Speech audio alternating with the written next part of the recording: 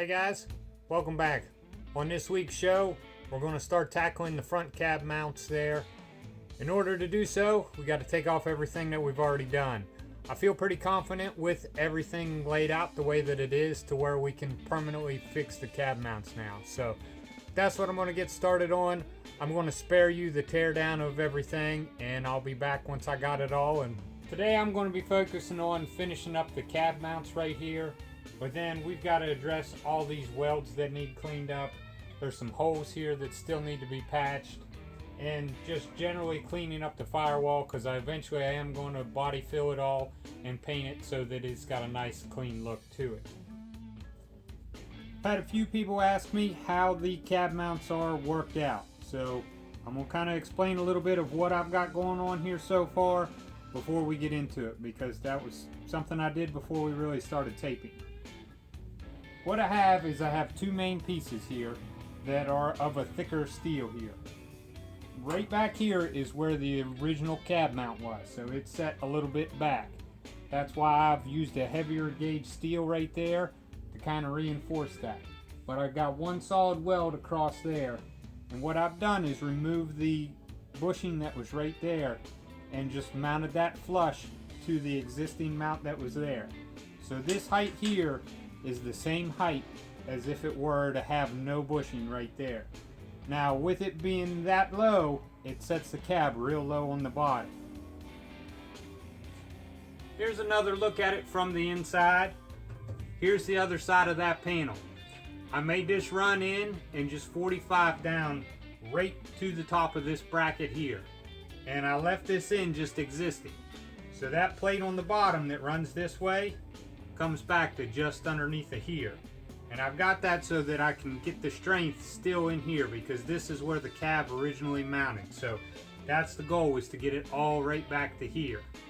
And then I've just welded all that into the floorboards. I did move the firewall up probably 2 inches, so you have a little bit more foot room. It's not a real big difference, but it did change that a little. The way that I came up with where this meets up, to get the placement front to back, some people go and they move the wheels further up into the fenders. Whenever you're doing something like that, you're also bringing the grill further back. With all the research that I did, I think you run into problems with that. I saw another guy building one of these same generation Fords doing the same thing, and he had the cab mounted way back, and there was only a couple videos of it, and then he quit showing any. I'm thinking because he ran into issues whenever it came time for the grill, or he just got burnt out on YouTube. I don't really know there, but that's an issue that I see. So the way that I came up with it is I centered the wheels where the wheels normally would be. As you can see with where we've done on the front, that worked out really well on the spacing front to back. Everything seemed to line up. We just had to trim a little bit of the frame off on the front, but the radiator and everything was still in a good place. The way that I found all that out was I looked online, found a bunch of measurements. It told me the distance from the cab to the center of the axles on the truck. I essentially did the same thing. I measured from the back of the cab up to where the center line of the Grand Marquis axle was and marked it just the same. That's how I figured it out, and I think that that's worked pretty well so far. Like I said, other people moving forward, I think you run into issues with that, but who's to say which is right. Once I figured out where the holes needed to line up on these plates, I drilled the holes. These here are just cut out of the car. I still had the car, so I cut those up and welded those in there as mounting things so that I can use the existing bolts that held the cab of the car on will now hold the cab of the truck on. Now that you're caught up with what I've already done, where we're going to go from here is I still have one nut to weld in on this side here, like I've already done. I've done 3 out of the 4, I just have the 1 remaining. I've got to go ahead and weld the outside of the body to this support here. I got a little bit of welding to do on the inside. And then I have this piece of metal here that I'm going to trim it down, put that there, and then hammer that back so that it has a face there, just to give it a little bit of extra stability there. This metal here is so thick, that wouldn't bend anyway, but I like to have it just to give it some stability. So if it's bouncing and things like that, it doesn't have any play there. Here's what I was talking about with cutting out those nuts out of the existing body. Those are welded in here, so I've just been cutting the hole out, and then I just kind of pie cut all the way around it till I have just that nut where I can weld that in its place. That's what it looks like before it's trimmed up, but that's what I'm cutting out of the car. Now that I've got that cut out of the car, it's time to weld that in. Went ahead and cleaned that up right there. I'm going to go ahead and just weld that in over the hole. Doesn't have to be welded in there great, it just needs to be tacked because the force of the bolt will eventually pull it on there to hold it.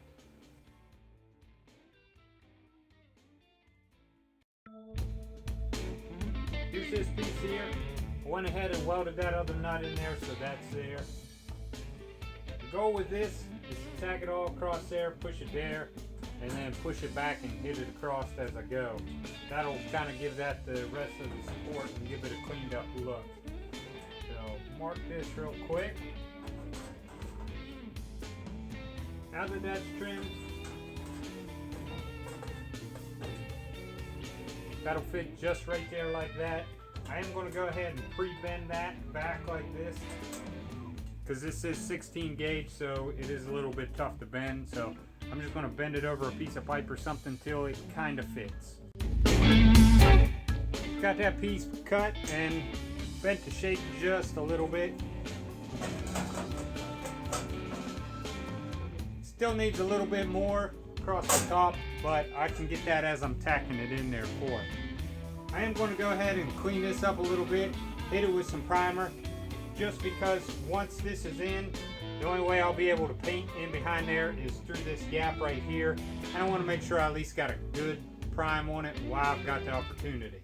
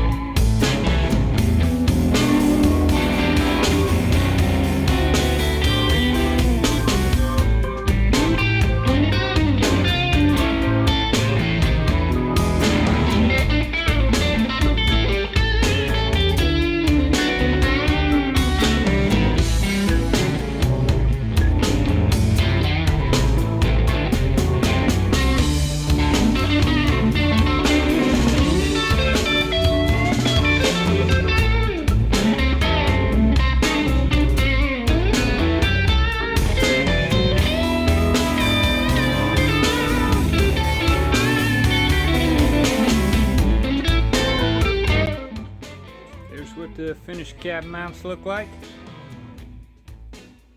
So pretty happy with that overall.